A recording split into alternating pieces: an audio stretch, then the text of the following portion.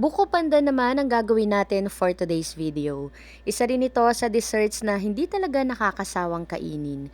At ang maganda sa recipe na ito ay pwedeng ipang negosyo at pwede rin sa mga handaan.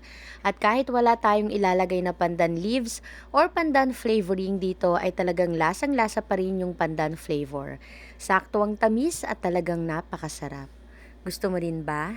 Tara, luto tayo. Sa isang kasirola, maglagay tayo ng 10 cups ng water kasi dalawang set ng buko pandan gulaman yung ating lulutuin. At ang gagamitin ko nga dito ay yung Mr. Gulaman, pero may iba pa pong brand yan. Kung gusto ninyo na ibang brand ng buko pandan gulaman yung gagamitin ay pwede rin naman po.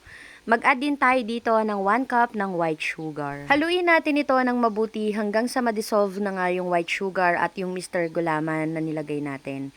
Then, isalang na rin natin ito sa kalan. Tuloy-tuloy lang natin itong haluin hanggang sa kumulo. At once na kumulo na nga, ahunin na rin natin ito sa kalan. At para mas mabilis nga itong mag-set, ay isalin lang natin sa mga lagayan. Once okay na yung ating gulaman, pwede na tayong mag-start dito na gumawa ng ating buko pandan na dessert. Sa isang mixing bowl, ilagay na natin dito yung buko na kinayod. 4 po yan yung binili ko.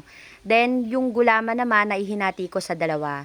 Yung isa ay kinayod ko ng katulad ng sabuko at yung isa naman ay hiniwa ko ng maliliit na pa-cubes. At para maglasa talaga na buko pandan itong ating ginagawang dessert, ang gagamitin kong condensed milk dito ay buko pandan flavor. 2 lata pala ng condensed milk yung ilalagay ko dito at 2 pack naman ng all-purpose cream yung ilalagay ko rin dito. Hindi ko na lang din po pala na ipakita sa inyo pero nag-add pa rin ako dito ng 1/2 cup ng powdered milk. At yung brand na ginamit ko ay Birch Tree pero pwede pa kayong gumamit dito ng ibang brand. Haluin lang natin ito ng mabuti then pwede na nating isalin sa mga lagayan na gusto nating paglagyan. Sa mga ingredients na ginamit ko ay nakagawa ko ng 50 pieces ng ating napakasarap na buko pandan dessert. At ang size ng lagayan na ginamit ko ay 3 ounce. At kung ipang ninegosyo nyo po ito ay sigurado nakikita kayo. Gusto mo rin ba? Tara, kain tayo.